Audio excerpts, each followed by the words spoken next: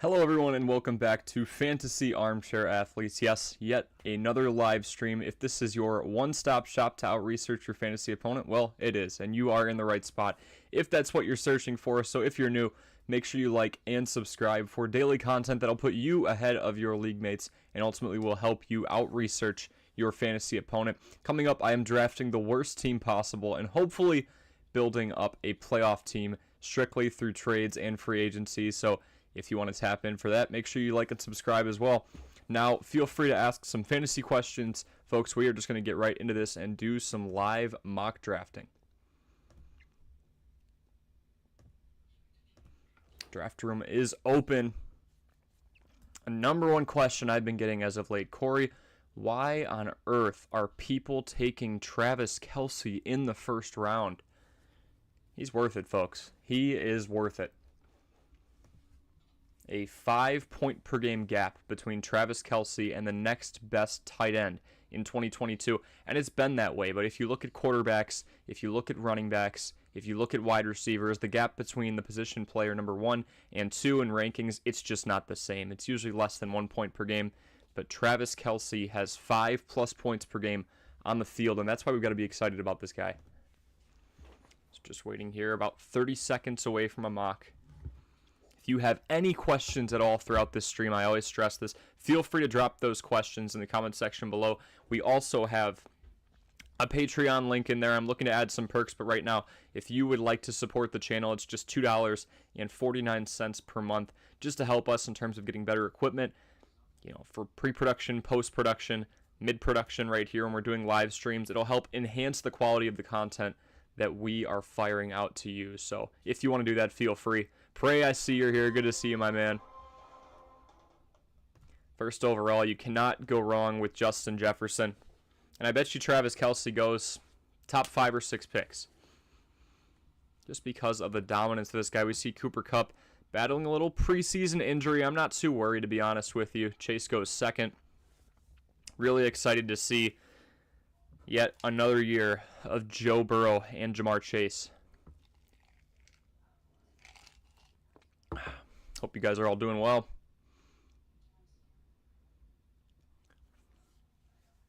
Prey says, want to rate my team in a 12-team PPR league. Superflex. Yeah, let's do it.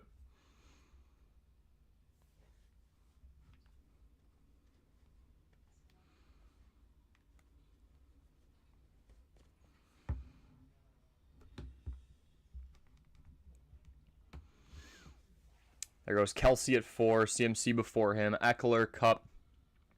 In a lot of my mocks, and I've done about 7 or 8 so far in the last week, I have not gotten the first pick yet, so this is going to be interesting on the turn. I'm probably going to be looking about Garrett Wilson, CeeDee Lamb range. Would be very okay with either of those, even Amon-Ra or A.J. Brown at the turn. I'm okay with those as well. Prey drafted from the 1.10. All right, fire it over. Let's see what you got.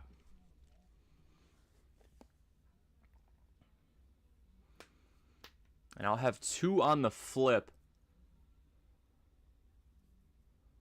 The cool thing about having Justin Jefferson is if you do want to do that stack play with the quarterback, I don't have to jump up to the 4th or 5th round to get Kirk Cousins. I can probably wait.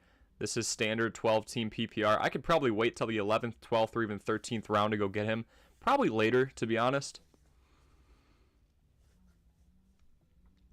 All things considered, of course.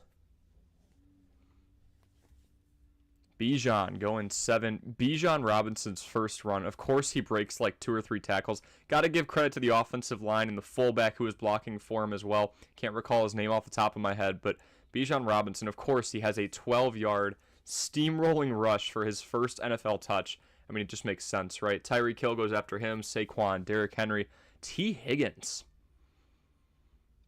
Okay. Interesting.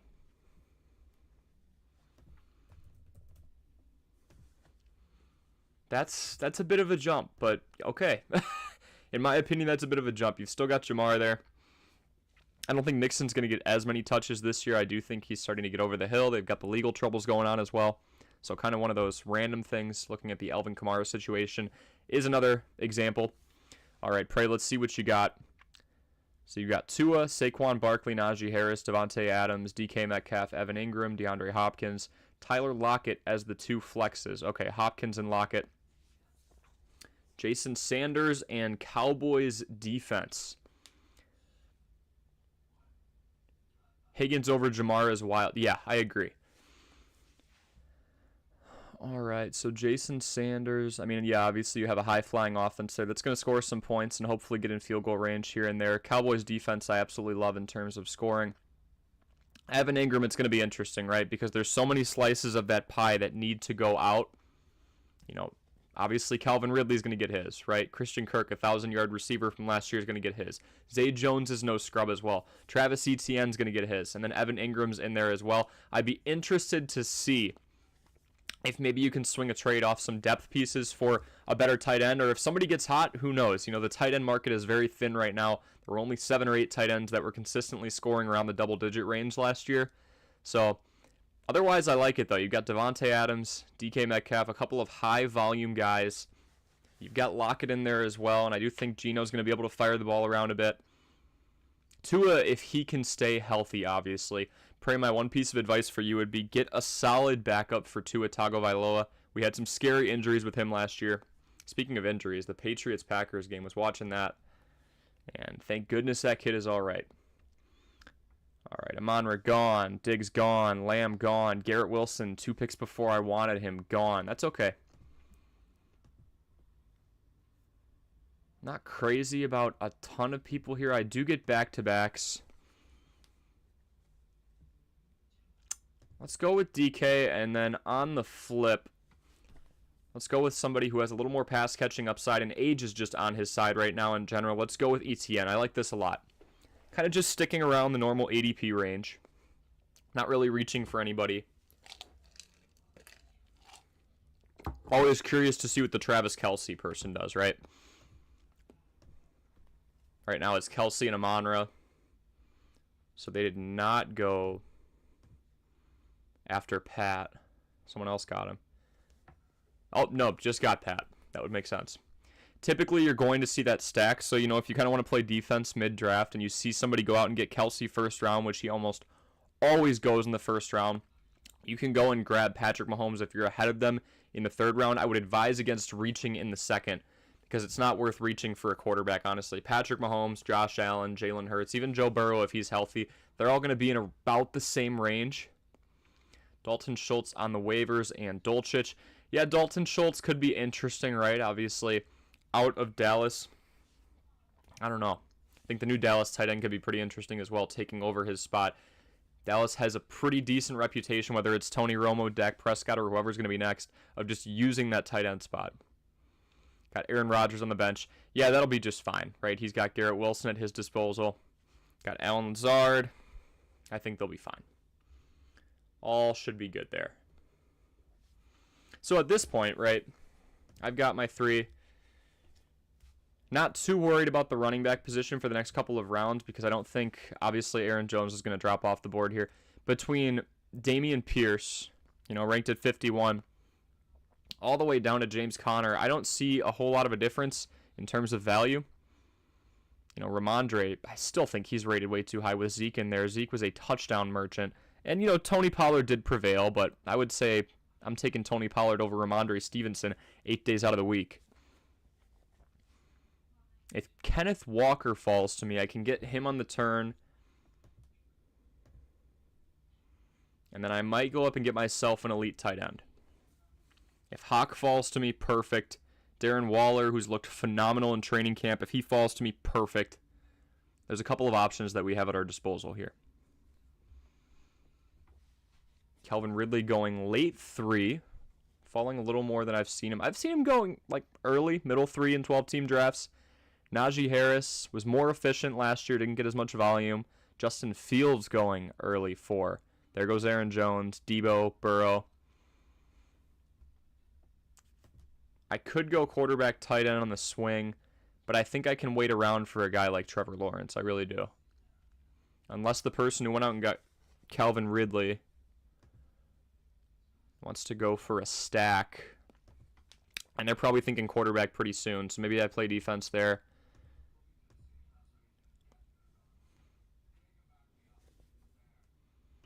I'm thinking I go get my tight end. I'm not in too much of a rush to get Trevor Lawrence. If I don't get him, I can go get Daniel Jones, right? I can go get a Jared Goff, someone who I know is going to be around for the next few rounds.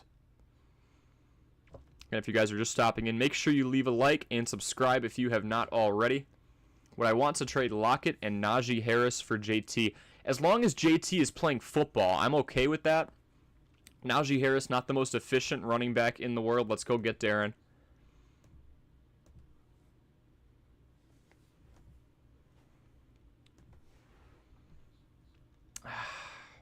I know Kenneth Walker's not going to be around the next go-around. Yes, they got Charbonnet. Honestly, Charbonnet is not a bad like a handcuff pick, right? If I got him second to last or last round, around when I usually get a kicker, because he will be used. Let's see if T-Law comes back to us. Would not hate a quarterback running back stack either. If you've got a team that runs a lot of players, like that Doug Peterson offense does, they're pretty quick, right? I'm okay with doing what I did with the Chargers the last couple of years. Justin Herbert and Austin Eckler, especially when you have a pass-catching back, you're going to get some overlap there for sure. But if a team is just running so many plays, you know, one way or another, my quarterback or my workhorse running back, and there aren't many of them out there, but I would say ETN's one of them, especially in the modern day, right? They're going to get points. As long as the defense is holding their own, and that offense continues to fire on all cylinders and run in a speedy fashion, which Jacksonville runs pretty quick, I'm okay with that. Anime, I see you're in here. Good to see you.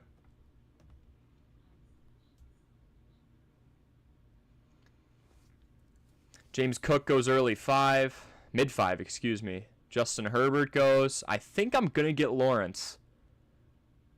Oh, we've got a few auto-fill-ins here. So I should definitely get Lawrence. Lockett's still on the board. Marquise Brown. Where did Ayuk go, if he went? Brandon Ayuk is somebody I'm usually able to grab in a later round. Yeah, I might get Ayuk on the turn. Somebody who's taking over that wide receiver 1 spot. I'm a big Brandon Ayuk fan. I've been taking him in a lot of drafts. I'll probably go with him. Being transparent with you here. Him and T-Law on the turn would make me a very happy camper. The quarterback running back stack, right? It's not anything to scoff at.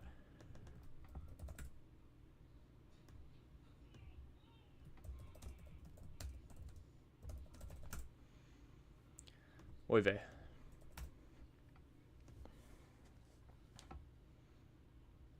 Jacksonville was middle of the road, but under Doug Peterson, they were running a lot more plays than they were a couple of years ago, right? With Urban Meyer, that offense was struggling a ton. DeAndre Swift's season. Yeah, run that trade by me, man. I tried to trade Lockett for Ayuk, but got declined. Pray, anytime you go for a 1-for-1, that person's got to think they won, right?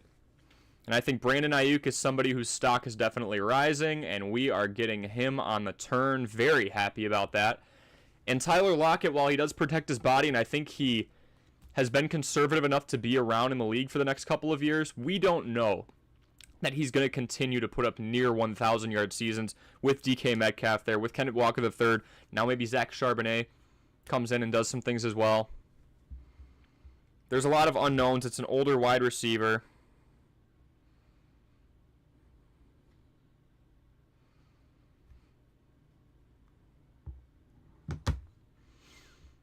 Really happy with Trevor Lawrence and Brandon Ayuk on the turn.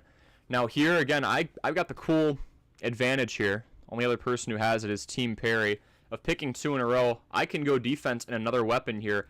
I just want to plug weapons. I've got I have 3 pass catchers already in terms of 2 wide receivers in the flex. Darren Waller's my tight end. We're looking good on buys, 2 13s, 2 5s, 3 9s. I mean, we have a lot of pairs right now, but as long as I don't go nuts and get like 4, 5, or 6 of those, I'm looking okay.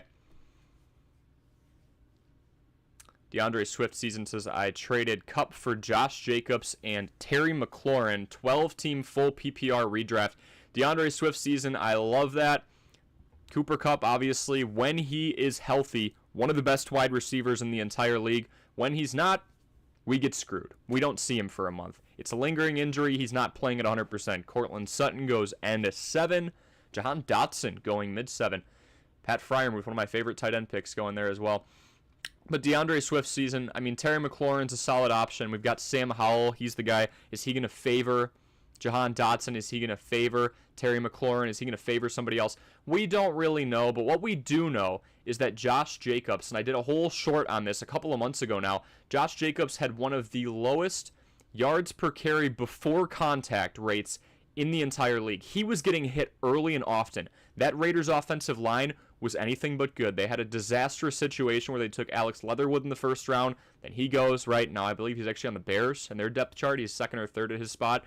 But the whole thing with Josh Jacobs is he was getting hit about, I believe it was 2.4, 2.5 yards in, yet he wrestled through and was still a top 3 fantasy running back last season. Josh Jacobs was going nuts. And the guys that he was around, I mean, his yards before contact average was like around 50th in the league. So the fact that he was still that efficient, he's a tough runner. He's not somebody who got lucky with a great offensive line. He's somebody who really had to make lemonade out of his lemons, and he did so. So I love Josh Jacobs in there.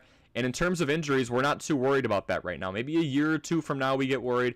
But I'm okay with Josh Jacobs in that trade, and I think you get a bonus in Terry McLaurin. New quarterback, we don't know what could happen, but if Washington loses a lot of games, they're going to go throw heavy. So I like that trade a lot. And I think it's fair for both sides. You know, if Cooper Kupp ends up doing well and stays healthy, your opponent doesn't feel like they got completely screwed. I'm actually going to go A.J. Dillon here. We need another carrier. I don't love the wide receivers at my disposal. We could play the whole card. Is Michael Thomas going to be healthy? Him and Derek Carr could be nasty. So you know what? Maybe we go with that. We don't have any Week 11s yet. I'm all right with that. Brian says, is Tom Brady still in the availability pool? I bet you he is. Oh, yeah. And I bet you a decent amount of people own him, Brian. Just in case he comes out of retirement. Yeah, I mean, there are still some believers out there who want Tom Brady in case he comes out of retirement, which I feel like is never really out of the cards, right? Thank you guys all for joining today. Again, make sure that you leave a like and subscribe if you're enjoying this content. Just doing some mock draft stuff and answering your questions as we go. Prey says, would a Lockett and Ingram for Pitts be good for me? I don't think so, in terms of you getting Pitts. Kyle Pitts has really yet to show his value and show up for his value in general and live up to the hype that we saw a couple of years ago. You know, a physical beast. That is who Kyle Pitts is. You're prototypical, dominant, go up and get it tight end, but we just haven't seen the numbers yet. I would not be chasing after Kyle Pitts, and honestly, I'm a bigger fan of the passing offense for that Jaguars team, Prey, even though there are more options out there, like your Zay Jones, like your Calvin Ridley, like your Christian Kirk. I'm still a much bigger fan of Evan Ingram, especially after what he did last season, as opposed to Kyle Pitts, who's in a run-heavy offense. The Falcons ran the ball more than any other team, not named the Bears. Desmond Ritter's their QB1 this year. He's got a lot of running upside. Not a big fan of Pitts, especially in that deal for you. I would not pull the trigger on that, Prey. Brian says, although Jalen Hurts led me to winning it all last season, I'm not so sure I will snag him this time around. I think Justin Fields will have to be my go-to this time around. 10-team PPR. Brian, after the year that Jalen Hurts had, he's going to go second or third round consistently, right? If we go here, it won't take me long to find where Jalen Hurts was picked. Mid-3. If you can get him late third or somehow he falls to the fourth round, cool. But Justin Fields usually falls a little bit more. It depends on league to league.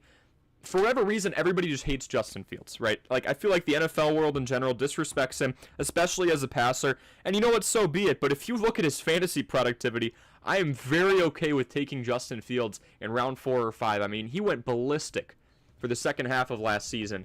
I'm all right with Justin Fields in terms of a value play. Yeah, 17 touchdowns, 11 interceptions. But if we do the digging, this guy's known for his rushing upside. I mean, week 11 on, he just exploded. Had a couple of down games, right? Even before week 11 on. Sorry, I was reading this upside down. I would argue week 7 on. It started with that Patriots game, and then actually after the Patriots game, the Bears did not win again. 42 points, 39 points, 22, 23. Justin Fields is going to score you some points one way or another. I think I'm going defense here, at least for one of them on the turn. Need someone who's going to score for me. 3 week 13s is not ideal, but it's hard to pass up the Steelers. We'll go with the Steelers. And then let's go out and get another weapon, or we could get some trade bait in this very thin tight end market. Tyler Higbee fell to me. Especially if Cooper Kupp continues to get hurt. I hate to predict injuries, but... Oh, we've got some upside, though.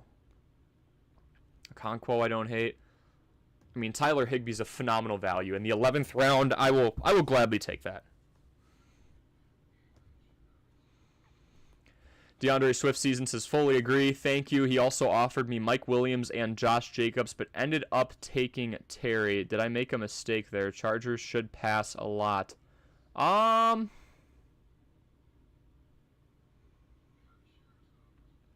Jacobs and Terry. The Chargers do pass a lot, but you also have Keenan Allen. You know, I do think that Mike Williams could end up getting a decent amount of targets, but that whole that whole wide receiving core in general, DeAndre Swift season, I mean, we were down to DeAndre Carter, Joshua Palmer. They got banged up pretty quickly, and Mike Williams was no exception either. I think you get more of a guarantee with the people you have right now. Terry doesn't get hurt too often. It's not the best offense in the world. The Chargers do pass a lot.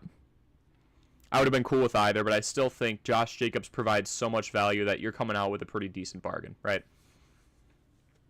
And DeAndre Swift season, I don't recognize your name before today, so if you want to leave a like and subscribe, that would be greatly appreciated, my man. We do these live streams at least 3 to 4 times a week, nearly daily. I do daily YouTube shorts and instructional videos as well, and I check my comment section around the clock. So if you have any questions at all about your team, drafting, how everything's progressing, an injury comes up, I am your guy. Pray 2 more trades. I got Najee for Mixon and Diggs. And then this is cutting off the comment section. 1 second. I got Najee for Joe Mixon and Stephon Diggs. And JT for Barkley and Adams. Thank you, my man. Good to see you're a new subscriber. Any other questions you have, do not hesitate. All right, we're back here. KJ Osborne. I feel like Jordan Addison's going to take some away. I'll go with Tyler Boyd, who puts up wide receiver 2 numbers on a consistent basis.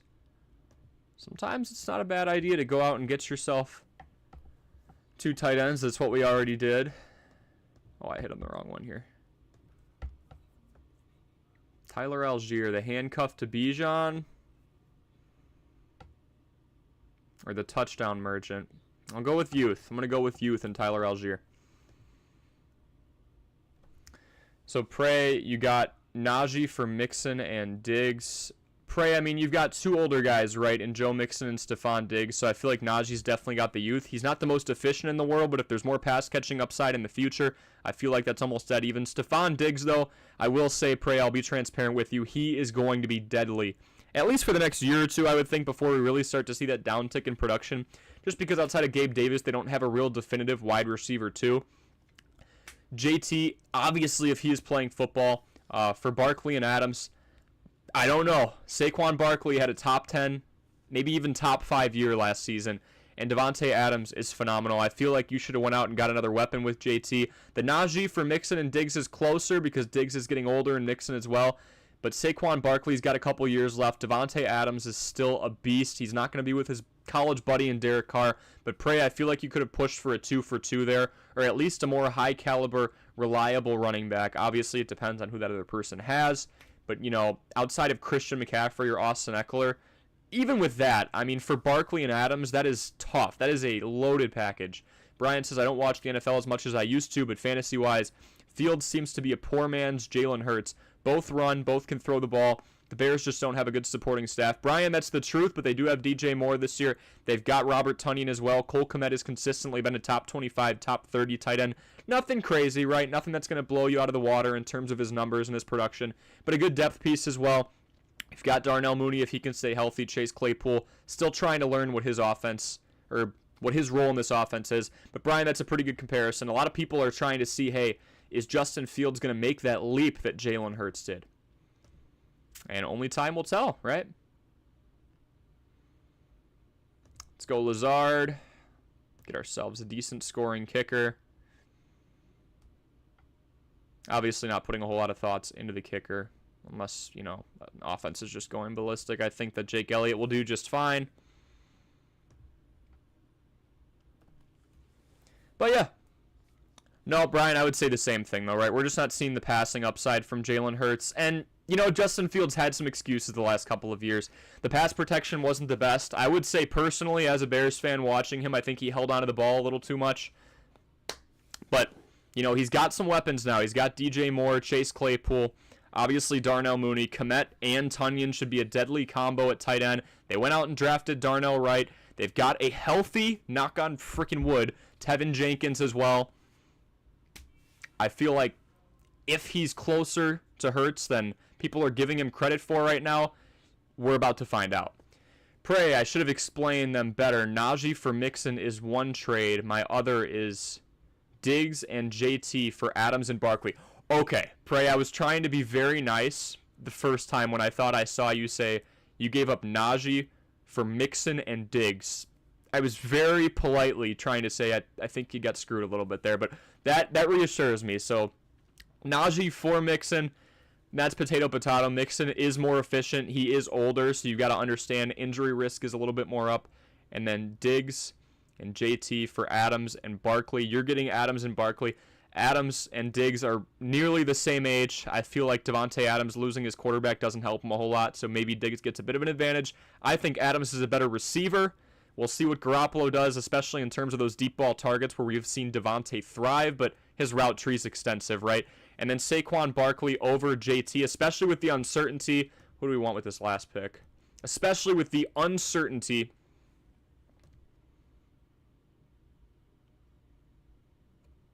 Let's go get MVS. Not a bad team. Especially with the uncertainty surrounding Jonathan Taylor right now, taking a personal day, who knows, right? Rand says, I wouldn't be shocked if the Pack won even without A-Rod. The Bears are in rebuild mode. Rance, I mean, the division's in shambles right now. I think the Vikings are the most talented team, but their defense is god-awful. They're still giving up almost 30 points a game last year, and that's why they were a first-round exit. The Giants were able to just whittle away at them and score just enough. D. Cook could be really good if the Jets' O-line is semi-decent. I believe so, too. You know, Delvin's not too old. He just wanted a lot of money, and now he's the 10th highest-paid running back in the entire league. Sam Strash says, Corey Spark. Sam, good to see you, bro. Good to see you. Good to see you here. Feel free to subscribe if you play fantasy, Sam. I feel like you'd be into this. Rants, running back so hard. Most teams, it's by committee, goal line, never know who will get the rock. I mean, exactly, right? Warren sneaking up a little bit. Yeah, I mean, Rance, I was talking about this before. I feel like the running back position's at a real premium right now. You don't have as many 3-down, 4-down workhorses. Your Jonathan Taylors, your Derrick Henrys. You know, as a Bears fan, I think back to Mac Forte. You don't have just juggernauts who are going to go on every down. You've got a lot of handcuff situations, and some of them work, like Aaron Jones and A.J. Dillon. Some of them work, and some of them we kind of have to wait and see. How are Ramondre Stevenson and Ezekiel Elliott going to do? Zeke and Pollard last year, they both did their jobs, I guess. Ezekiel Elliott was averaging less than 4 yards a carry. Tony Pollard was much more efficient, but Zeke stole 12 touchdowns from him. He was the goal line guy. So it's really, if you see a big weight difference between the two guys, you know, one's the main, one's the handcuff. Rance, the guy who weighs more might be poaching, and we could see that with Zeke, you know, feeding Zeke inside the 5. We saw that with Jamal Williams and DeAndre Swift, at least when they were both healthy, mostly speaking on DeAndre Swift. Jamal Williams, 17 rushing touchdowns. He's a bigger guy than DeAndre Swift.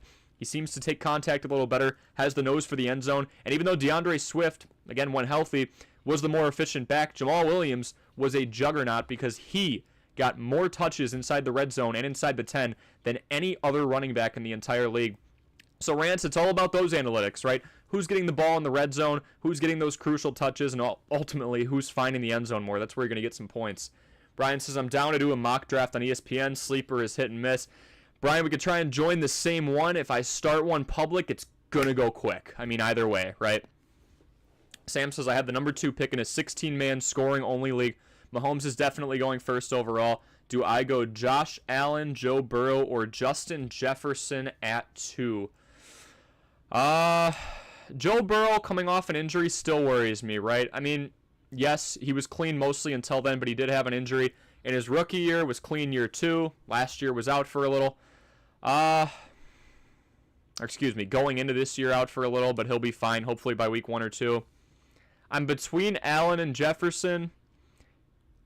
Unless Jordan Addison goes freaking nuts, I still feel like Justin Jefferson and the wide receiver 2, whether it's KJ Osborne or Jordan Addison, I feel like that's going to be a pretty decent gap. So, Sam, I'm leaning Jay Jetta. I feel like in almost any league format, you can take him top 2, top 3 definitively. I'm probably going Justin Jefferson, then Josh Allen, then Joe Burrow in that order. I feel like Joe Burrow can be a better, more complete quarterback, but with the injury coming into this season, I revert back to the injury his rookie year. A little worried about a re-agitation regardless of where it is. Just want to make sure I have someone who's been healthy, who's been productive, and Josh Allen and Justin Jefferson fit the bill. So I'd go Jefferson, then Allen, but I can't blame you going the other order. Prey says his best players are Pollard, Lamar, Diggs, JT, Ayuk, and Pitts. Ayuk is sneaky. I took Ayuk for a reason, right? I mean, Brandon Ayuk is sneaky, impressing in training camp. All the guys are saying, especially George Kittle, he's blocking 20 yards down the field on a ball that's not even his. Just doing all the right things. Brian, we can try here. We've got 6 of you watching, so we could almost do a sleeper draft right now. I'll let that stack up a little more.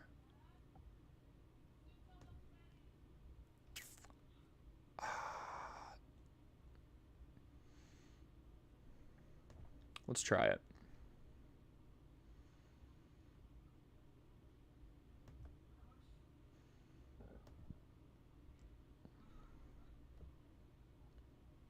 I should be logged in.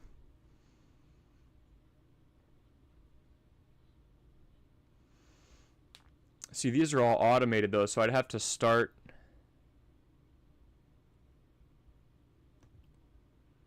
Yeah, pretty sure I'd have to start a legit league. I don't really want to do that because then I got to delete it. But yeah, Prey, I feel like those are pretty fair. The initial deal I thought that you were involved in seemed a little sketch. I'm not sure who I'd want from him for Saquon. Pollard without Zeke, I mean, Tony Pollard was averaging more than 5 yards per carry. Also, Sam, a 16-man. That should be pretty interesting. But I just saw that again. I'm like, whoa, wait a minute. That's a pretty deep league. But you got it, right? I don't know who I'd want from him for Saquon. Yeah, Tony Pollard wouldn't be bad, but I wouldn't do that straight up against Saquon. We saw what he could do. Tony Pollard, we're going to see a bigger sample size. I do think he'll do just fine. They've got Deuce Vaughn, though, as well.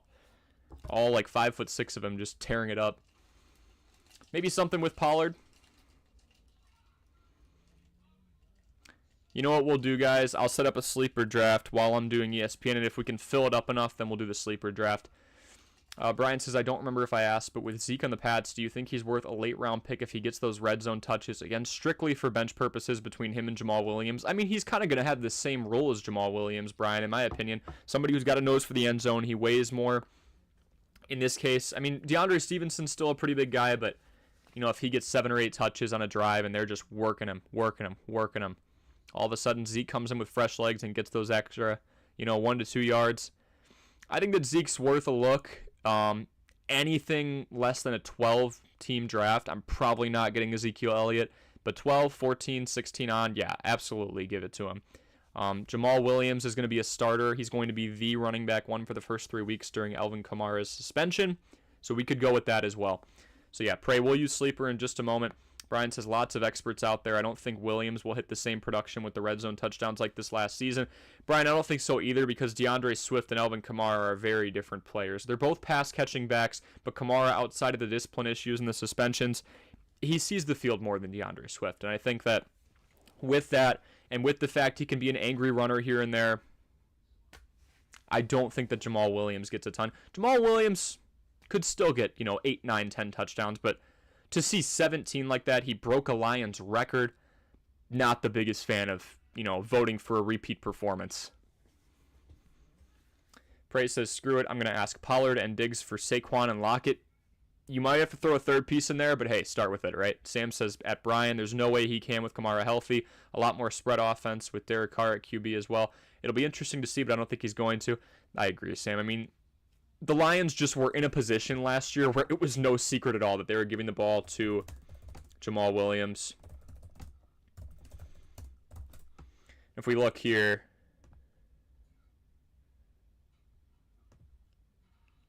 it's 53. I just don't know if you're going to see this separation. Like, all of these guys from 2 down to 10-ish, 1 or 2 attempts between them, and Jamal Williams just led the pack. And here's my favorite part, right? Obviously, it's going to be less inside the red zone. Jamal Williams, though, I mean, most of these guys are averaging, what would you say, between like 2.5 to 3.5 yards per carry. Jamal Williams was strictly getting the ball on the goal line. I mean, 2.0 yards per carry. 14 of his 17 rushing touchdowns were just right there on the line, right? So, yeah, that's kind of my take there as well. Sam, I definitely agree. More spread offense with Derek Carr at QB. Just more pieces to work with as well. Because honestly, I mean, the Lions just destroyed that backfield. There goes Jamal. There goes DeAndre Swift. They lost TJ Hawkinson. Michael Thomas stays healthy. That team could surprise some people. I think they have a pretty good shot at winning a relatively weak NFC South. Pray I offered Saquon and Lockett or Hopkins for Diggs and Pollard. I feel like Lockett's got a way higher floor. Obviously, Hopkins with the higher ceiling and athletic freak, but what's he going to do with that Titans offense that's pretty run-heavy? Pretty Derrick Henry reliant, although Derrick Henry is knocking on the door of 30 years old. Saquon and Lockett for Diggs and Pollard. You're taking less risk if you get rid of Hopkins for Diggs and Pollard. I feel like you're giving up a more consistent piece if you give up Lockett. I think you're more able to rely on Tyler Lockett as that wide receiver 2 right now. Avoids contact, again, like no steroids issues that we've seen yet. Not a whole lot of injury issues. That dude could play till he's 32 or 33 just because of his style of play. He always just, sorry, I got ice in my mouth, just dives down and finds the grass, right? We'll get a sleeper one going. See if you guys can fill it up for me. We're just going to shoot for 8 just for the heck of it. If we get a couple AIs in here, so be it.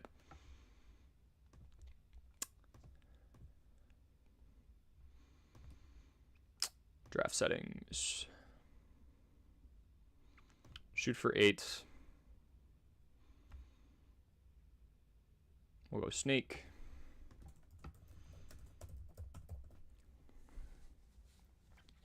Go 30 seconds for the sake of all of our sanity. Let me see something here real quick.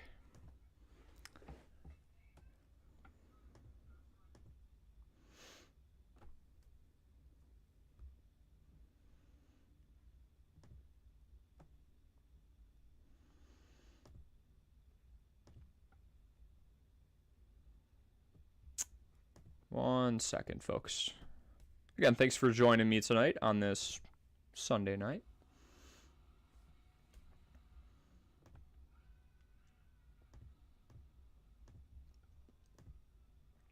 There was a different format I wanted to do. Here, this is fine. This way I can just see everything up front. Okay, we'll just go 8. That's not really deep. I usually like to go 12 plus. But we could learn some things.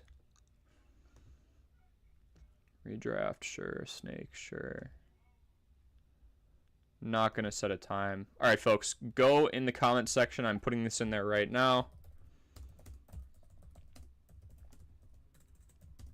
You know the drill. I'm going to do another quick 10, 12, 14, probably 10 to 12, just so it goes quicker. Team mock draft.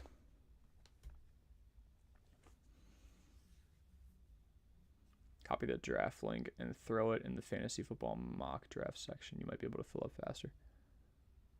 Very hit and miss, though. Yeah. We'll just try this for now. But, folks, we've got the sleeper link in the comment section.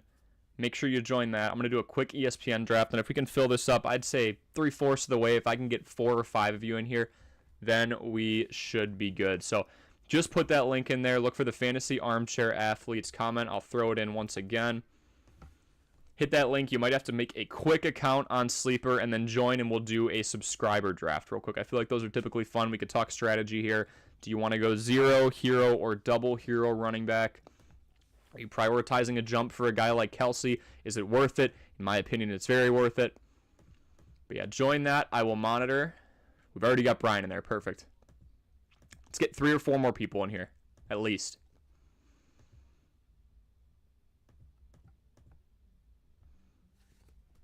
The more and more I stream, the more I realize that if I'm like starting around 8 or 8:30 or 7:30 my time, it does better.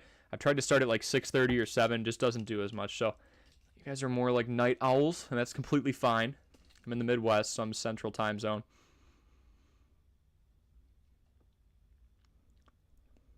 Salary cap. I don't want to play salary cap at the moment.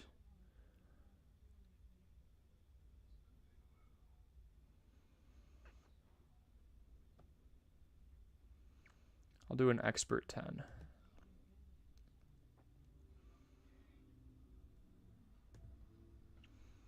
Okay, so we've got that in a little bit. Perfect. We got Prey in here. Level. Let's fill in just a little bit more. I may try that pretty soon, Brian. Just kind of sticking to what's comfortable right now because I feel like we can fill it. Is this a mock draft or a real league draft? Prey, it registers as a real league, but I just delete the league right after. I just like to see all my settings up front, so I usually do it in this form. Because if it's mock,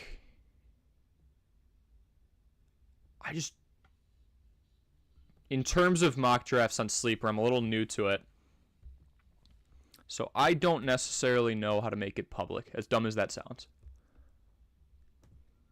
I kind of just know the analytics of fantasy football. You put me on a relatively new app, right? Sleeper came out and kind of just caught popularity a couple years ago. Not the most knowledgeable on it, if I'm being completely honest with you.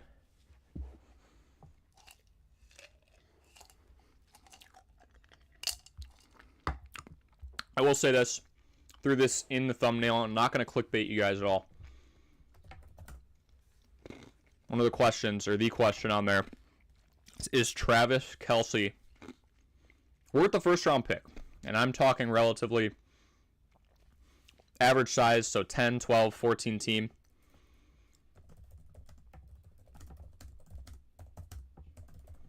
Fantasy Pros is a wonderful resource. I get a lot of my information from them. If you look, and I'm looking PPR, I feel like that's where the league is gone, but you can see the sizable gap anywhere. The next closest guy to Travis Kelce from a points per game perspective was George Kittle with 13.4. There was a 5.2 points per game gap between tight end 1 and, from a points per game perspective, tight end 2. Now you're thinking, okay, I mean, what's the big deal, right? I mean, there's some decent gaps around, but it's pretty dang close from 2 on. If you go to any other position, the gap is not that, it's not even close to that big. It's like 1/10 of it here, right? 0.4 points per game separated. Jalen Hurts, who if he would have stayed healthy would have been the true quarterback 1, and Patrick Mahomes. If you go to running back, from a points per game perspective, there's not that big of a gap. 0.7 between Derrick Henry and the beast in Josh Jacobs. And I apologize, that was for standard. So let's see. Okay, 0.9 between Austin Eckler and Christian McCaffrey. PPR. 1.6. Justin Jefferson, definitely worth that first overall pick in my opinion, because that's a pretty sizable gap, right? 1.6 points per game between Justin Jefferson and the wide receiver 2 from the 2022 season in Tyreek Hill. I have 2 minutes before this draft. We're trying to fill this one up. We've got 3 of them. I'll throw the link in there once again. Go to the tight end spot, and I just did it. 5.1 points per game. If you get Travis Kelce, that is basically saying, you know, basing it off of 2022, we can go back to 2021 as well, when Mark Andrews just went off. But otherwise, if you get Travis Kelce, you're getting, basing it off the last 2 years, we can have fun and go to 2020. There's another 3.5 point gap. So 3.5 point gap. Mark Andrews, the one exception. 4.1 point gap, so 3.5 plus 4.1, 7.7. And then a 5.2 point gap. 7.7 plus 5.2 is 12.9. Correct me if I'm wrong. So divide that by 3. On average, the last 3 years, if you're going off that data, if you get Travis Kelce, you have a 4.3 points per game advantage on the field. And that is when your opponent gets a TJ Hawkinson or a George Kittle or a Mark Andrews, those guys who have consistently been up at the top. You just don't get that with a number one in any other position. You get Justin Jefferson, cool, you're getting a point or two on the field. That's still great. You get a Jalen Hurts or a Patrick Mahomes, the next best guy is right below them. You're Justin Herbert, you're Justin Fields, the guys who are, around that top 5, top 10 range, cool. Josh Allen, Joe Burrow, you're getting like 1 or 2 points on that game. Travis Kelce has such a sizable advantage over everybody else. That's why he's worth it. That's why a tight end, which just seems absurd, but it is justified because of this, is going in the first round. Draft room is open. We got three.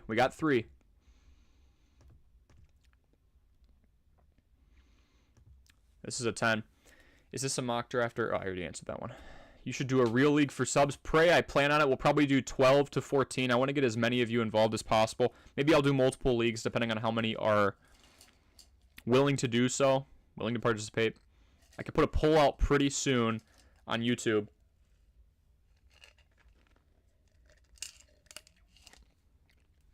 And I can ask who would like to be in a league. We can make a Discord for each league. We'll do like 2 or 3 of them.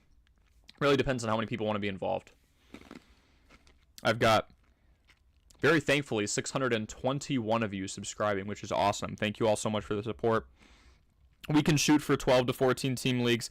I don't want it to get too excessive to the point where we're not having fun and it's a 20-team league, and by the 6th or 7th round, we're going after second and third stringers. I don't want that. I don't want Nathan Peterman being picked in the 12th round. That's not my idea of fun. I am still very wary on the volatility of the position. Tight ends are so hit and miss. Yes, Brian, but there are a couple of guarantees, and one of them is Travis Kelce. Mark Andrews is up there. Dallas Goedert is up there the last couple of years. Obviously, George Kittle. If you can get some of those premium names, Brian, looking at the last couple of years, Hawk as well, I would say these 3 are definitely worth picking in the first 3 rounds. Because it's consistent, right? Brian, you say how, and you bring up a phenomenal point. Tight ends are so volatile. That's why the consistent ones are at such a premium, and that's why you have such an advantage on the field. I just realized I am so sunburned. You probably can't see because I'm in the corner of the screen, but I can see my whole camera. But Brian, when you have somebody like a Travis Kelce, who is just A1, consistent, 15 points a game for a tight end, nearly unheard of, year by year, except with Travis Kelce. That just makes it so much more important. But yes, when you get down to your Kyle Pitts, your David Njoku, your Evan Ingram, your Dalton Schultz, your Cole Kmet, your Zach Ertz, your Tyler Higbee, on a year-by-year basis, they are volatile. But I would say these 3 guys right here, just look at the data, even going back to just 2020, they are worth it. Specifically these 2, Mark Andrews and Travis Kelce. There he goes, right? 5th overall. Those are household names. Folks, we are doing a mock draft, but we're also going to do a subscriber mock draft pretty soon. Let's fill this up. I've got a link that I'm putting in the description right now.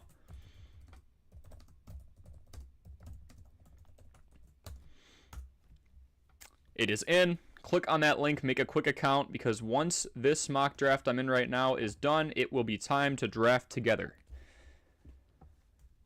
I'm not big on taking Cooper Kupp in the first round, especially with the injury issues. Usually don't do this, but I'm taking Bijan here. He fell to me at 8. I feel like he's going to be one of those rookies we can trust. The most significant prospect since Saquon Barkley. I'll take my chances. He turned out pretty well. All things considered. With the quick turnaround here, I could go double hero running back, but then I have to wait quite a while to get a weapon. And there's going to be some drop-off between, Devontae Adams and the wide receivers I'd be picking from in a couple rounds. I don't want Tyler Lockett, Marquise Brown, Terry McLaurin. I don't want that range to be my first pick at wide receiver. So we're going to go wide receiver here. If we can get Devontae, beautiful. Just kidding. I'll gladly take CeeDee Lamb. More youth. Dak does make his fair share of mistakes, but he chucks it. will gladly take CD or Garrett Wilson, in my opinion. Those were pretty good picks. If you look at the output of Garrett Wilson, you can't stress it enough. Anytime somebody puts up over 1,100 yards with the quarterback room of Joe Flacco, Zach Wilson, Mike White, and Chris Streveler, and then you get a future Hall of Famer under center, I feel like you're bound for an upgrade in terms of production. So my stance on that. All right, folks, we've got 3 filled in here for the mock draft. Make sure you join. I have the link in the comments right now. And, of course, if it's your first time here, leave a like, subscribe. 621 of you subscribed. I'm so thankful. Very excited for this 2023 season. All the data dives we're going to do for you. I'm really excited for the fun series coming up where I draft the worst possible team and then try and make it to the playoffs purely off of free agency and trades. Very excited for that. Here's my water, all gone.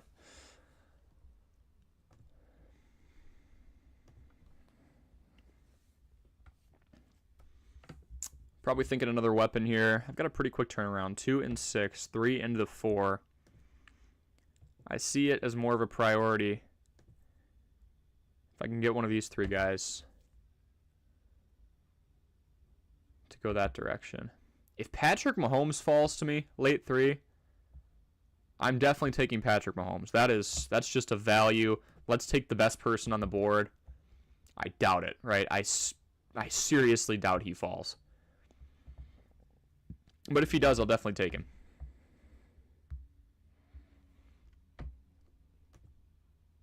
All right, folks. Let's get a couple more in here.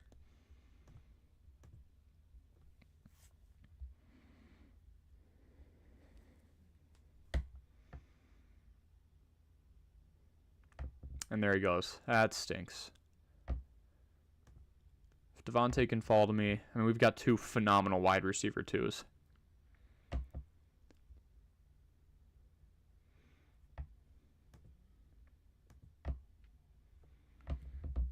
And then regardless, after this draft, I will be drafting with Brian and Prey. But if you want to join them and do this subscriber mock draft, talk a little strategy here. And, of course, if you have any questions throughout this stream, let's get it going. I'll gladly take Devontae Smith here, N3. If I can swing around and get a pretty efficient pass catcher in Travis Etienne or Aaron Jones, preferably Etienne, I will do so. No trouble with the bye weeks right now. Or do I take Jalen Hurts in the 4th? Had the most points per game of anybody, obviously was out for a couple weeks. That is tempting. I might go Jalen Hurts if he falls to me. Because I feel like once Josh Allen and Jalen Hurts are gone, we do see a bit of a dip. I feel like we fall into that tier 2. Lamar, Burrow, Herbert, Fields, not much far behind. If I don't get Hurts, I'm just going to pump the brakes and wait back for T-Law. I feel like that's a pretty safe play.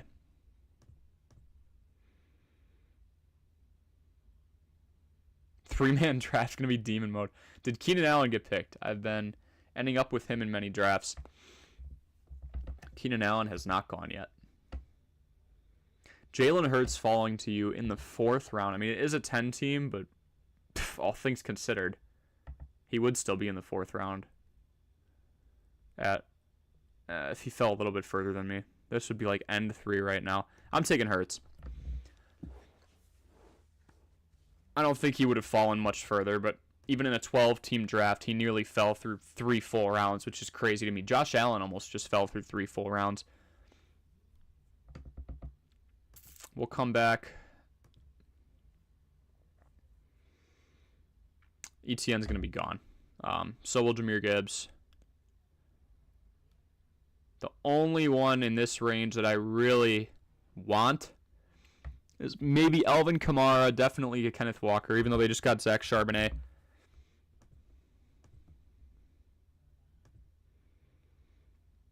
I've been steering away from Keenan Allen. Keenan Allen's getting old, and we just saw last year, right? You're going to get production from him, 12, 13, 14 points a game in PPR. However, sometimes even more. However, he's sharing with Mike Williams, with DeAndre Carter, with Joshua Palmer, who ended up doing pretty well. There are a lot of people in that wide receiving core and in that pass catching core in general for for Los Angeles now that have shown they're worthy. Justin Herbert's going to maybe throw for 5,000 yards this season. Who knows? But Keenan Allen, it's just the age factor.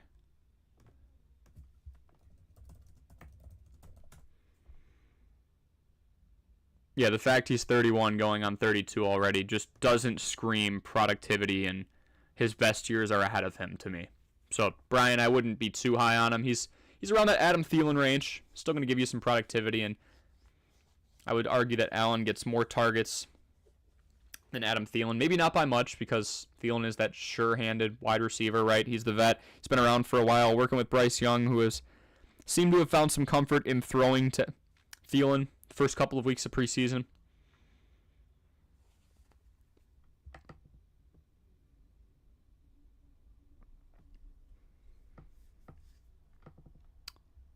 Surely he wouldn't fall to me. I might take the 3-week hit.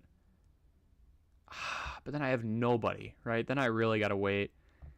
And I don't want to go double running back to compensate. So I probably just eat it and stick with KW the third.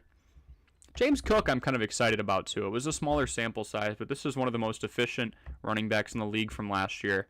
I mean, just 89 carries, right? But 5.7 yards per carry, and he was pretty involved in the pass catching game as well. Pretty excited about him. We're just going to go Kenneth Walker the third. And if I can get a Kittle or a Waller on the way back, I will be a very happy camper. Hawk is already off the board. Obviously, Kelsey's gone. There goes Kamara. And unless they go tight end here, I'm in pretty good shape.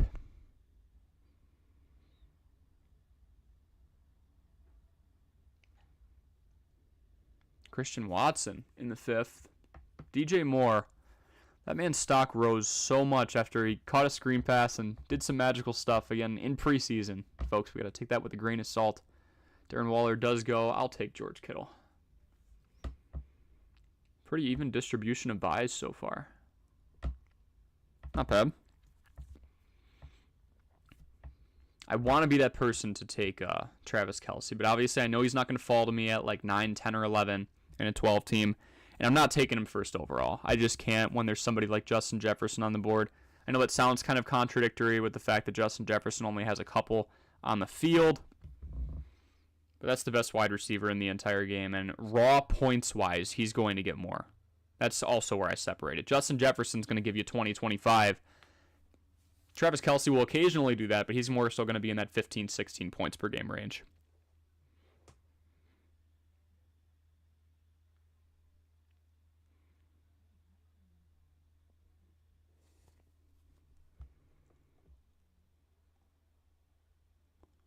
I'm not high on Ridley. I mean, 1,400 yards is the last full season that he had, and he was with Matt Ryan. With Trevor Lawrence, I feel like it's definitely possible he breaks the 1,000-yard marker. Obviously, has to stay healthy, has to stay out of trouble, but a full season of Calvin Ridley, I think, would be something that could be one of the more impressive. I could see a Pro Bowl season for him for sure. Miles Sanders going, Breece Hall going. We have seen his stock just drop so much. He was probably a second or third rounder, even with the injury last year. Just seeing his raw productivity, he was a juggernaut. But now, Dalvin Cook's in there. Dalvin Cook's getting paid $8.6 million a year, 10th highest paid running back in the league. It's going to take away. Let's go out and get ourselves another receiver. And on the way back around, I would love. I feel like I'm reaching for Ayuk in the 7th of a 10-team draft.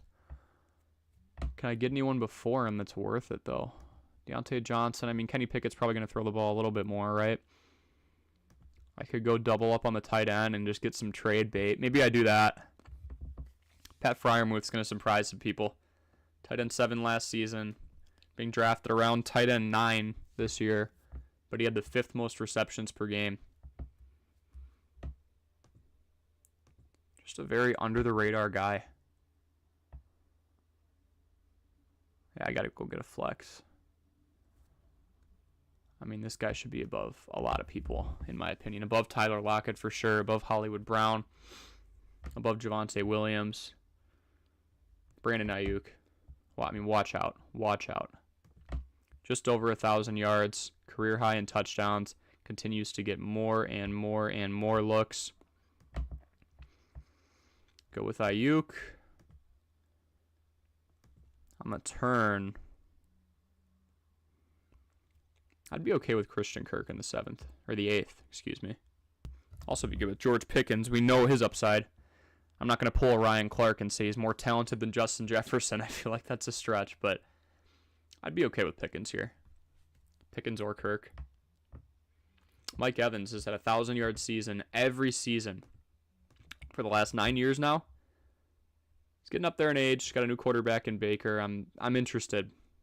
How much longer is this going to go for? That was when Matt Ryan was good, though, wasn't it? Yes, Prey, but I would argue that Trevor Lawrence is pretty dang good right now, too. So that's kind of my argument on that. I understand what you're saying. I think Ridley is definitely getting a ton of hype, all things considered. We've only seen training camp footage, but we've also seen what he can do. He's operating off fresh legs. I'm going to go get Pickens.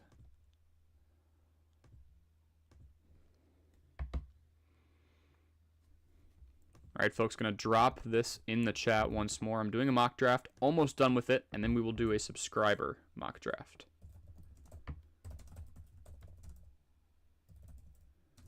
Look out for some YouTube shorts tomorrow. Going to start working on some instructional videos, and then I'll start to get the format down during the season of course, the tight end. I don't know why I started with tight end, but quarterback, running back, wide receiver, and tight end. Start and sit type videos. I think I'm going to do 3 of each position that should perform above their average, and I'll be basing it off 2022 for a little bit. And if they're a rookie, obviously, we just say I think they're going to exceed expectations or they have a favorable matchup. And then I'll do 3. I don't want to say start or sits because that's relative, right? If I tell somebody to sit David Montgomery, but they're in a 16-team league and they don't have many options, what am I doing, right? So that's kind of relative, but I'll do 3 people who I'm, buy and sell on for each position, and we'll kind of go from there. I can try and do quarterback, running back, tight end, and wide receiver rankings as well, but at the very least, I'll do buy and sell.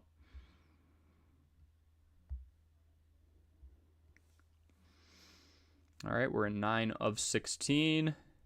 Got 3 of you. Got to fill this spot in, folks. I know we can do it. There is a link in the comment section. I don't know if I've been saying description, but it's in the comment section. Free, just a mock draft.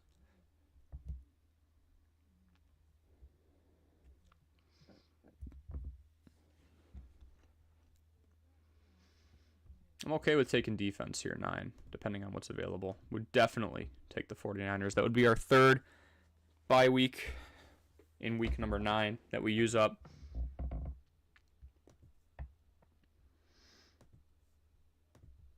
The 49ers front 7 is just so gross. And overall, I mean, oh my gosh.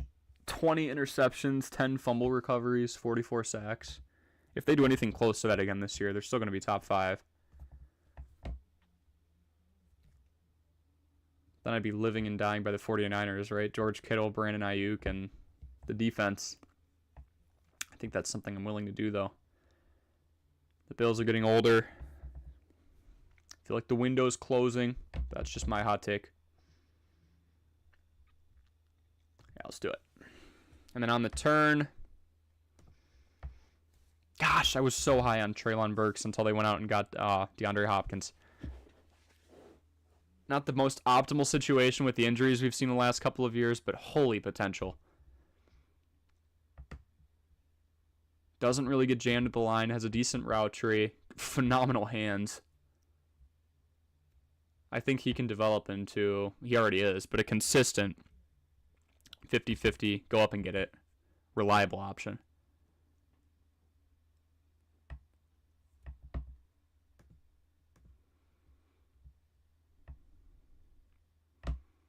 Jahan Dotson falling. He was picked in the 7th in the last one I was in. That would convert to pick 84, roughly, right? Somewhere in there. I would gladly take Jahan Dotson after the second half of 2022 and what he did in that time span. I will do that. Michael Thomas off the board. Cortland Sutton. That value is just going to continue to drop. Yeah, I'll gladly take Jahan Dotson here at 93.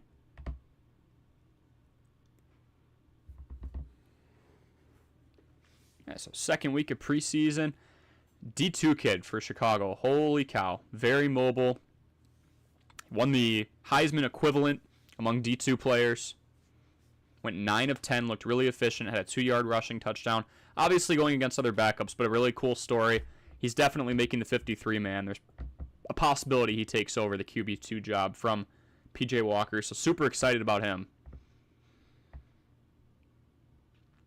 Pat's defense is also up there for a good choice. I agree, Brian. I feel like a lot of people thought they tore it down when they got rid of J.C. Jackson. And obviously, Stephon Gilmore got older. They got rid of him as well. But still top to bottom. Matthew Judon had a wonderful year once again. They've got some playmakers over there. That's ultimately what's held down the fort and why they've still been competitive. And around that playoff conversation, A.J. Dillon goes, Evan Ingram goes, there goes Treylon Burks. I've got 5 wide, so I'm going to go out and get a handcuff. Oh, yes, I will.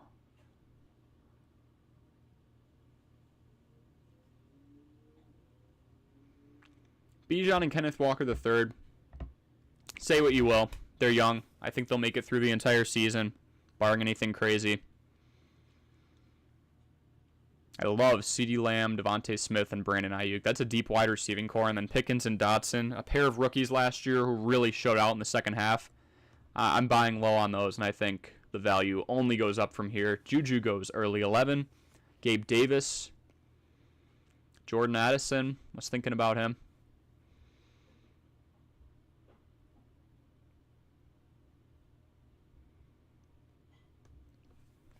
Thinking about Charbonnet. I know it's just the 11th round. I don't see anyone taking him on the turn. And now's around that range. If you really wanted to sit around and just wait for a quarterback, you could get a Daniel Jones or a Jared Goff, and you'd be just fine. No panicking. Especially, I'm in a 10-team format right now. I mean, those guys might actually go undrafted.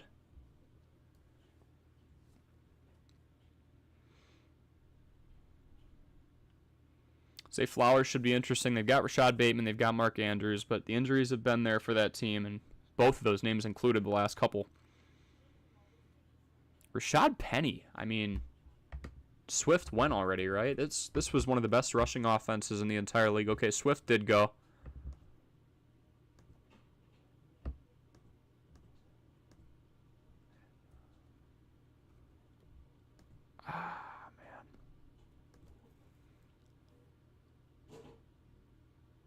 That's low-hanging fruit right there. They've got to be pass heavy. We'll see what Stroud does. Tight ends are typically closer to the middle of the field. If he has trouble reading defenses, could be a popular option for him. He looked improved in the second week. I mean, it's preseason, but he had a tough outing in week 1.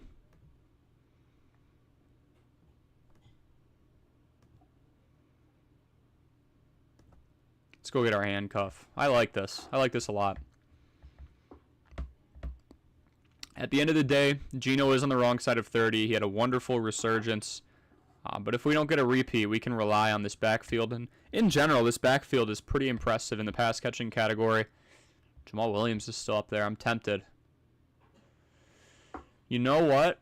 Jamal Williams is going to be a starter for a couple of weeks. I still think he can be a touchdown bandit, and I think he'll get more touches overall because he does have 3 guaranteed weeks of being the starter. I'm going to call an audible there and take him over Charbonnet.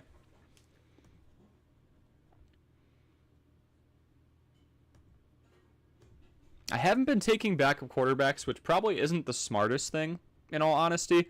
Jared Goff's stock has been down. Obviously lost TJ Hawkinson. The backfield was destroyed, but maybe we hang back and take him.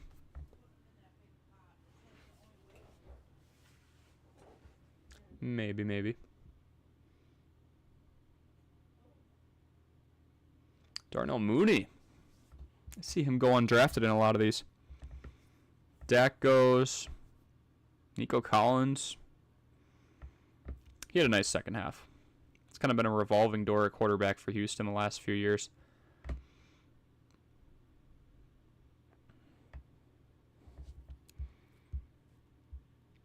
Let's try and get to 10 likes today, folks. I would greatly appreciate it. Thanks so much for your support so far. We've got 6. We've been hanging around 6, 7, 8, 9, 10 likes. We had 14 the other day. You guys have been phenomenal. So thank you so much for the support. Make sure you hit that like button if you're enjoying the content that you're seeing. Doing a mock draft right now and then doing another mock draft with you. Check the comments section below. That one's going to start in about 5-6 minutes, I would anticipate. Maybe closer to 10. I would say between 5 and 10 minutes. Jeff Wilson Jr. off the board. They still got Raheem Mostert, but he's north of 30. And, of course, any other fantasy football-related questions you have, drop those in as well.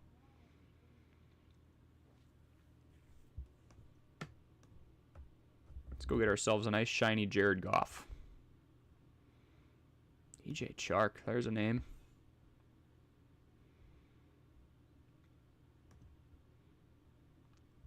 Carolina ran like 50-something plays a game last year. A very slow offense.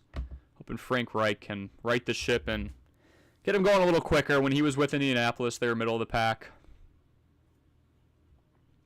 I'm actually going to go with good old reliable here. I think we get 7, 8, 900 yards out of Adam Thielen. And then I'll sit back, put Jared Goff in queue. Ooh, let's do something fun. Let's get the best kicker in the game. Or the best fantasy kicker in the game. They're both the same bye week. Doesn't change a whole lot.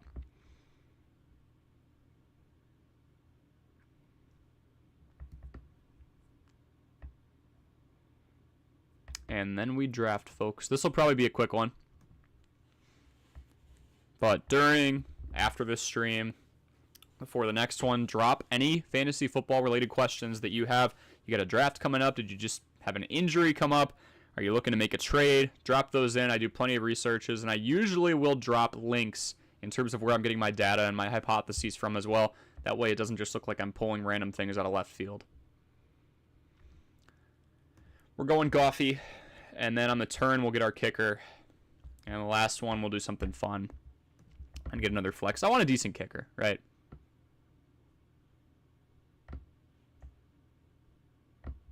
Oh, is he going to fall to us? He might not. Then we go down and get a Tyler Bass for a Buffalo team that should still score plenty of points.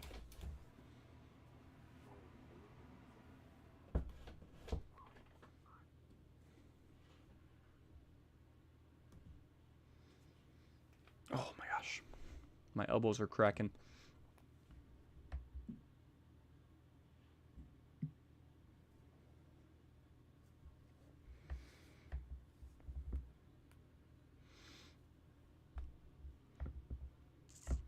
No way Daniel Carlson falls to us, right? Zach Ertz going. Kadarius Toney. It's a team or a name I haven't been seeing fall a whole lot.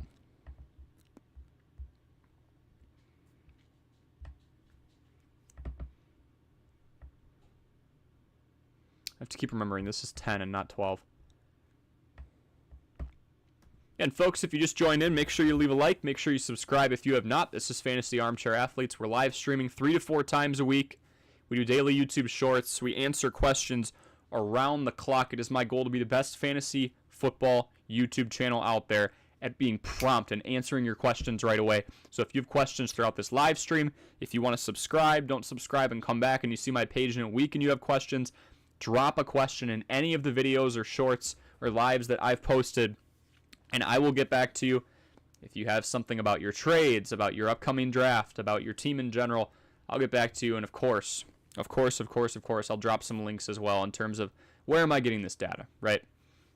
People are going defense late here.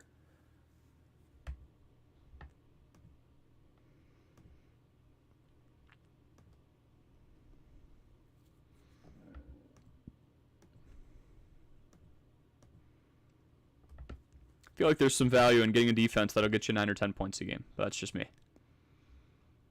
Come on, Carlson. This would be a nice team. I'm not going to lie to you. Jalen Hurts, Bijan Robinson, KW the third, Lamb and Smith out wide, George Kittle a top 3 tight end, Brandon Ayuk a surging wide receiver going into his 4th year. He's gotten better every year. A top 5 defense. This is one I wish was not a mock draft. I mean, legitimately.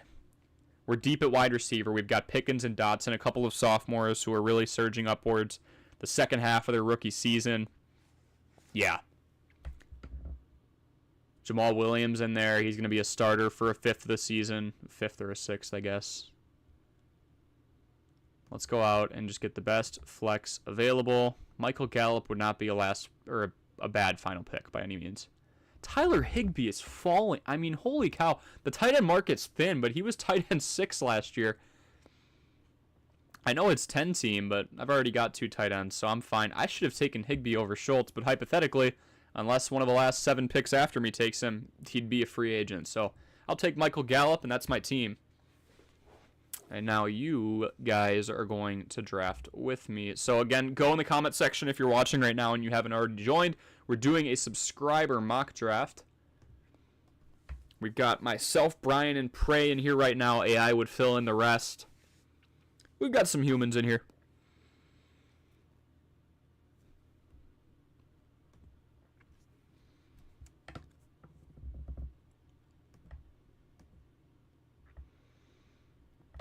Let's scout the competition, shall we?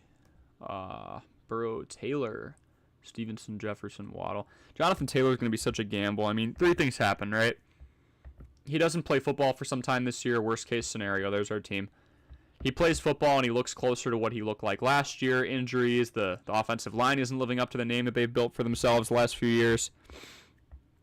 And then the best case scenario, we see the Jonathan Taylor of old a couple years ago, and he just goes ballistic. So I took Bijan. I was second half of the first round. On the turn, I took CeeDee Lamb. I feel like he could scrape top 5 this year if Dak continues to shove him the ball. Devontae Smith and Jalen Hurts, we got a subtle but effective stack there. Devontae Smith was more the volume guy, whereas A.J. Brown just got all the big plays, but it worked out to be a nice balance for both of them in what was honestly a pretty run-heavy offense. Jalen Hurts is going to call his own number once in a while and get a decent amount of points. Kenneth Walker III. A lot of people are worried about the second-round draft pick spent on Zach Charbonnet. I feel like Walker III still looked phenomenal last year. Geno surprised some people in the passing game. Took the job from Drew Lock. There's some spread-out attention there for sure. George Kittle, top 3 tight end, enough said. Brandon Ayuk getting more and more reps. And then just kind of some guys I'm buying in on, right? Ayuk, Pickens, and Dotson. Nice second half career year last year for Ayuk. 2 sophomores coming in Pickens and Dotson. Love them. 49ers have one of the nastiest front sevens in the entire league. Dalton Schultz, kind of regretting not taking Tyler Higbee now. But who knows what happens in Houston. I don't anticipate they win a lot of games. And when you're down multiple possessions late in the game, or you're down late in the game in general, you go pass heavy. So we're going with him. Jamal Williams is going to be the starting running back for the first 3 weeks. Adam Thielen, that sure-handed wide receiver 1 in Carolina with DJ Moore gone. It's going to be Thielen, then Marshall Jr. from what it looks like. Jared Goff, extremely underrated, top 10 quarterback going undrafted in a lot of 12-team drafts. I decided to pick him up. I haven't been going backup QB much, but I feel like it's an asset you have to consider for sure, especially, Hurts was out a couple weeks last year. Daniel Carlson, best fantasy kicker in the game the last 2 years, and Michael Gallup. Taking some injury risks there, right? But those are ones I'm willing to take late in rounds. All right, folks, let's draft. We've got Brian, we've got Prey. Let's go along for the ride. I'm just going to go. We're just going to go.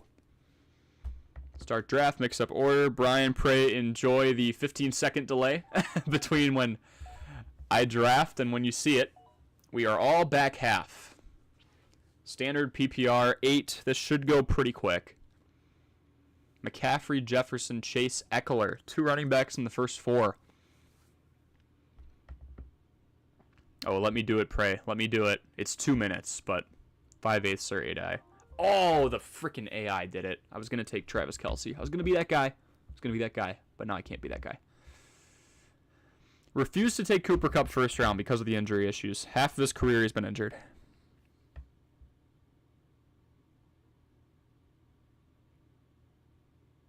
We'll go Bijan.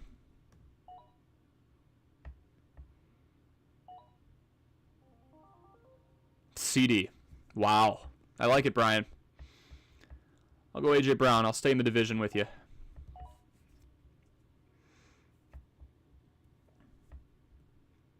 Man, I wanted Travis Kelce. Wanted him bad. We'll see how smart this AI is.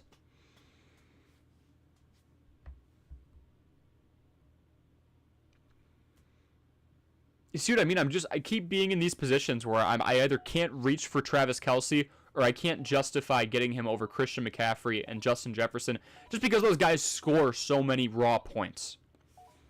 Ja'Marr Chase has had some injury issues here and there. Austin Eckler, is he going to see a downtick? Another year passed with him. We obviously have a shorter shelf life with running backs. And Austin Eckler hasn't really had a buddy, right? Mahomes goes second round. Oh, here we go. I mean, I'll just take the stack with Jalen Hurts and A.J. Brown. That fell into my lap. What was I going on about? So, yeah, I can't really justify taking Christian McCaffrey or Justin Jefferson after Travis Kelce. But also, if I'm 7th or 8th, I can't get Kelce. So I feel like if you're 5th or 6th overall, he could fall to you, and it's a good pick. Even 3rd through, like, 6th. It's probably realistic you get the guy. And why not, right? I will say, in my opinion, oh, do I go Hurts, Brown, and that's too much. Got to share the rock. 4th round. I'm sorry, I don't want to use up too much of this time. Let's go DK. Yeah, that's a good pick. Prey's got Tyreek and Nick Chubb. Anytime I see Tyreek Hill and Nick Chubb in the last couple of years of me drafting, especially in money leagues, that team goes to the playoffs. It's just, Nick Chubb's one of the few workhorse backs that we still see. Tyreek Hill is Tyreek frickin' Hill. He's the fastest man on the planet, at least in football pads. Stephon Diggs, CeeDee Lamb, T. Higgins, 3 in a row. Brian, I like it. And then you go Tony Pollard, a guy who's got a backfield all to himself. I don't see Deuce Vaughn being nuts, right? I always try the balanced approach, and I just commit to the wide receivers. Brian, that's not a bad thing to do. There's a plethora of them, and you want to get the good ones early. I try and at least get a decent running back early, and then I wait back. I'll say it right now, I'm going single running back hero. Or single hero running back. I'm going to wait till about 6th or 7th round to get a guy. In my opinion, Calvin Ridley just kind of fell to me here. What is that, 39th overall? I'll take Calvin Ridley. In a 12 team, that's the 4th round. I'll take that chance. He's in a better quarterback position than Amari Cooper is. DeAndre Hopkins is in a run-heavy offense, and he hasn't been himself the last couple years. Hasn't been playing.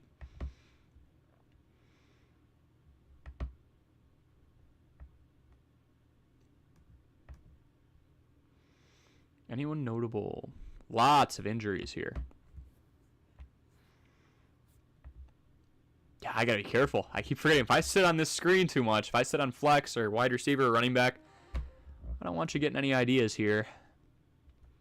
I think this is where we get our tight end. Very okay with George Kittle. Consistently in the top 3 the last couple of years.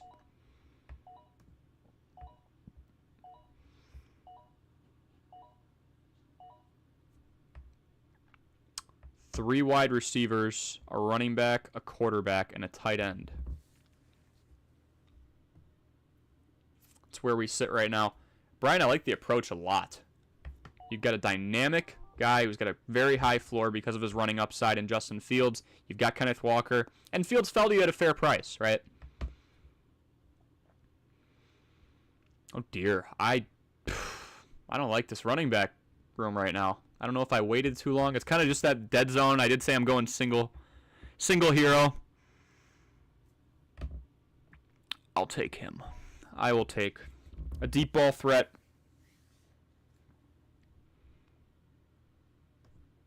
Ali Bosgod, good to see you in here. If you are enjoying the content and have any questions, as I see you have here, and I help you out in any way, shape, or form, make sure you subscribe and leave a like as well. Should I trade Eckler and Hill for Jacobs and JJ? We'll go straight up here, right?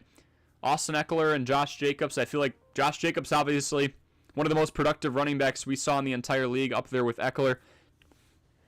Jacobs is more of that workhorse fashion. Eckler is more pass-catching based. Give me Brandon Ayuk. Justin Jefferson is younger and more complete than Tyreek Hill. And also, I feel like there's a better quarterback situation just in terms of stability. Ali Bosgod, I like Kirk Cousins because he's going to be around. He's going to be that top 10 guy, and he's going to shove the ball to Jay Jetta. Tyreek Hill is competing, although there's plenty to go around, right, with Jalen Waddle. But what happens if Tua goes down again? We saw some of the scariest injuries I've ever seen last year with Tua. If Skylar Thompson's in there, not too confident that Tyreek Hill's going to have the best day in the world, even if he gets a bunch of screen passes. So I feel like Jay Jetta is a definite upgrade. Josh Jacobs and Austin Eckler, potato. I'd say you win that deal, but both sides can feel like they have something to walk home about. So good deal for you.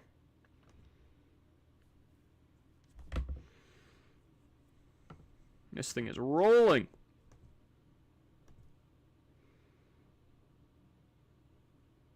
I feel pretty good about wide receivers right now. We got 5 of them.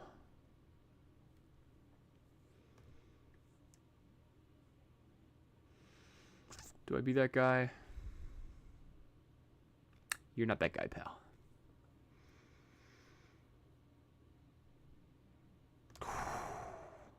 Holy, yeah, I mean.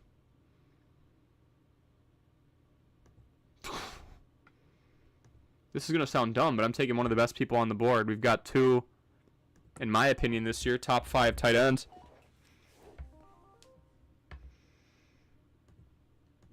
It felt too early to do this, but now I'll do it. Streaming defenses, you can get away with it, but if you can get a consistent team like the 49ers, it's one less thing to worry about. Ali Boscott, hope that helped you. Again, hit that sub button if it does. If you have any other questions, fire away. I'm here until the end of this draft.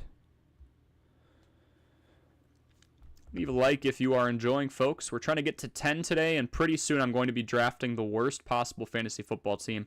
And that's going to be an upcoming series I'm super excited for because I'm just going to go live at least once or twice a week going, all right, who's on the waiver wire? What trades can I spin? What injuries can I capitalize on by going and grabbing the backup? It is going to be quite the year. Worst possible fantasy football team you can draft. I don't know if any fantasy team or any fantasy YouTube channel has done that before, or at least garnished any attention from it to the point where I've seen it. So that should be fun. By worst, I mean I'm grabbing a backup from every position. I might allow myself one starter, and it might be like a kicker. I might go get Daniel Carlson. But beyond that, I'm getting, Trace McSorley, Nathan Peterman, you name it. And then as soon as that draft is done, I'm going to go and try and fix the team up. Go from there.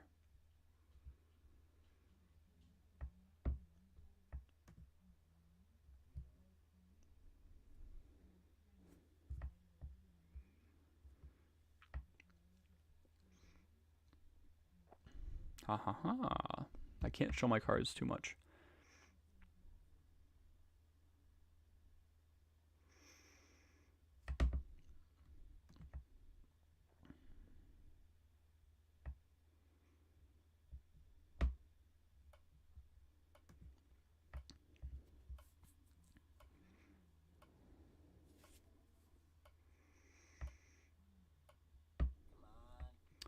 Trey Palmer in deeper leagues, that's somebody I'm really looking at. You see the ticker at the bottom. Russell Gage expected to miss the 2023 season. Russell Gage had the most red zone targets of anybody on that team. More than Chris Godwin, more than Mike Evans. So Trey Palmer's had a pretty good preseason. Caught a deep ball yesterday. I think it was yesterday. In week 2 of preseason. Yeah, I'll take James Cook here. I waited a little longer than I wanted to for tight end, but I feel like Darren Waller's still a pretty good bargain.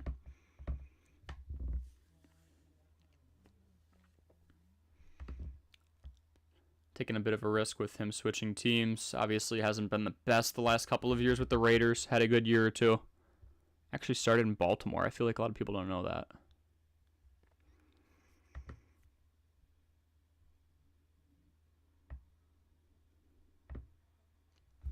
I should not have done 2 minutes, though. I've been using the time up a lot, too. I should have put like 30. That's all right. Most of this lobby is AI. I just feel like as this goes on and on more, I'm going to keep thinking like, maybe I'll use up 45, 60 seconds here just to make sure I'm 100% on what I want.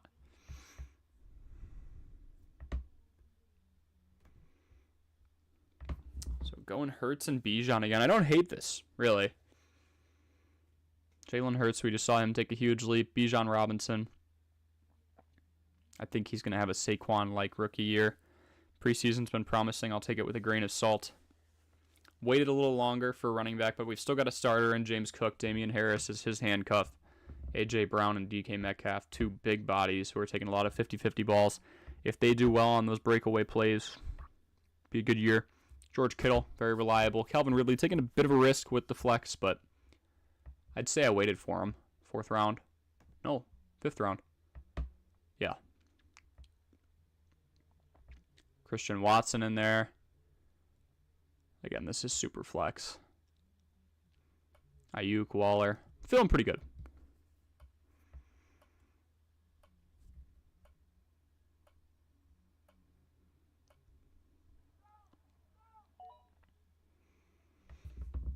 All right. Montgomery going. I know it's AI, but Montgomery going early is a little shocking to me. Jordan Addison. I'm not seeing Quentin Johnson go as much, but, he could be that 3. I think it's going to go Mike Williams, Keenan Allen, and then Quentin Johnson this year. Johnston. Big target, decent route tree, great hands.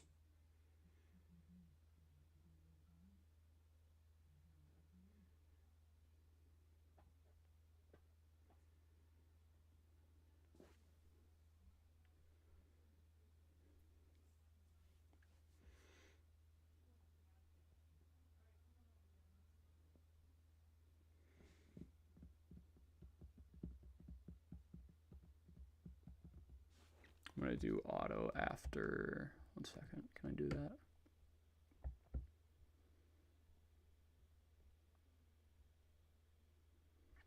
Oh, I can just change the time mid-draft. Holy cow, Corey. Okay.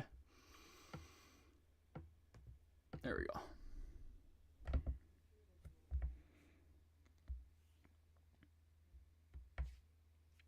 Again, folks, if you're just joining, thanks for doing so. Just doing a subscriber draft right now. I got a few AIs in here, but if you have any questions throughout this mock draft, fire away. Like, subscribe. This is your one-stop shop to out-researching your fantasy opponent. If you saw in the thumbnail, the question today is Travis Kelce worth it? Is he worth the first-round draft pick? My answer, he definitely is.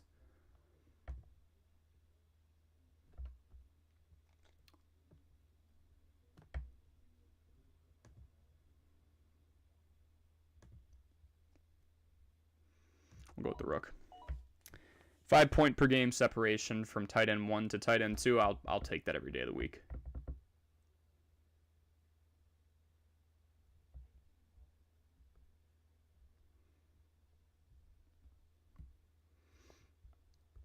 Treylon Burks going. So let's take a look at these teams right here. Prey's got Tyreek, Nick Chubb, Garrett Wilson. That's a nasty team. Devontae Smith. Waited your turn on Jonathan Taylor. I think that's fine. Lamar, I feel like he's falling this year, but still, it's going to give you the rushing upside for sure. Alvin Kamara. Just got to wait our turn on those first 3 weeks. Goddard, Kirk, White, Dotson, Tony, Williams. Tua goes.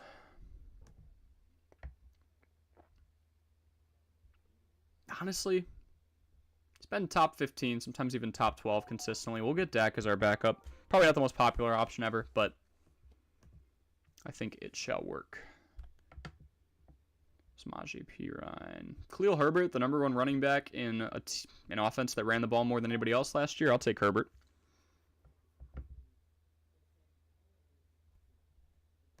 And we'll go last and get our kicker. Daniel Carlson. Come to me.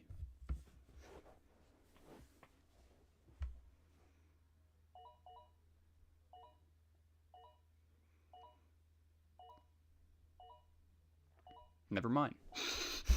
There go the kickers. Yep. Teams that score a lot. Be okay with Jason Myers. Or Jason Myers. Jason Sanders. Young Hoku. All right. Prey and Brian, you guys gave me the time a bit of day, so I will take a look at your teams here. Prey, love Lamar. I do think he's deeply undervalued. There was the whole trash talking of him wanting a ton of money last year. I know he hasn't won a whole lot of playoff games, but for fantasy purposes, he puts up a consistent amount of points. Nick Chubb and Tyreek Hill, deadly combo. Jonathan Taylor just needs to play football and we'll be okay. Obviously left the team for personal reasons, so hopefully he's back. Garrett Wilson should see a significant uptick in production with Aaron Rodgers. Dallas Goedert I'm interested to see. It's a run-heavy offense, but they do make it work in terms of spreading the ball around. Devontae Smith as well. That could be a conflicting stack, but those guys should give you, Goddard, top 10 in his position. Smith, top 15, top 20, especially because of the volume. He could crack the top 10 as well. Kamara, we got to take our medicine with the suspension. Jake Elliott, high caliber offense. Can't complain about it. No defense. Bold strategy. But Christian Kirk, still the wide receiver one. We'll see if him and Ridley battle it out for a while to see who is the one, or if they both end up having 1,000-yard seasons. Wouldn't doubt it if T-Law threw for 5K this year. Rachaad White, not the most efficient running back in the world.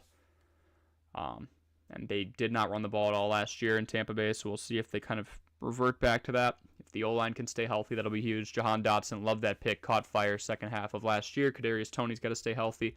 Jamal Williams is the running back one, so you handcuffed him and Alvin Kamara, fine with that. Zay Flowers shows some upside, injury-riddled wide receiving core. Don't hate it.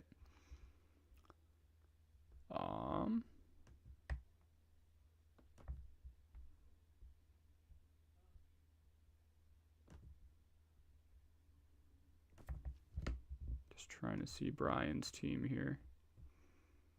Oh my.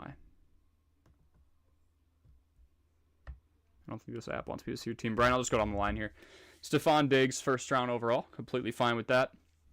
CeeDee Lamb and T. Higgins. So you went wide receiver, wide receiver, wide receiver. By far, you're going to have the best. You and Team 5, I would say. Jay Jetta, Devontae Adams, and Jalen Waddle. Pretty nasty combo. Then you go out and get Pollard, who's got the backfield to himself after averaging more than 5 yards a carry last season. Justin Fields, top 6, I believe, quarterback in fantasy last year, standard PPR. Kenneth Walker III, yes, there's a second-round running back draft, or draft pick this year with Zach Charbonnet. Still think he'll be pretty productive. They've got passing threats as well, so it should be a pretty balanced attack. Jerry Jeudy, no real significant injury issues last year. He had a fine year.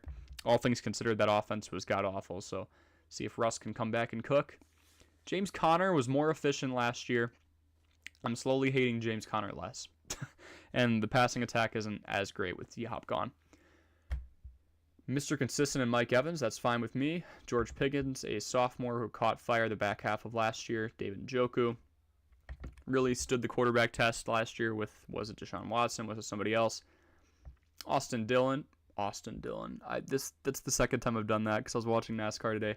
A.J. Dillon, pass catching upside, obviously that powerful back who should get a plethora of red zone touches. Aaron Rodgers, the Eagles defense, and Younghoe Koo. I'm fine with that. Prey says W team. I agree, Prey. I think that is a W team for sure. So thank you all so much for joining another live stream. Drop any questions I was unable to answer in the comment section below, and I will be on it. I'm checking the comment section around the clock to make sure I inform you as much as possible. Make sure you like and subscribe to Out-Research Your Fantasy Opponent if you have not already done so. Stay tuned for more live streams and videos in the coming days. Get ready for the 2023-24 NFL season, and as always, have a wonderful night, everyone.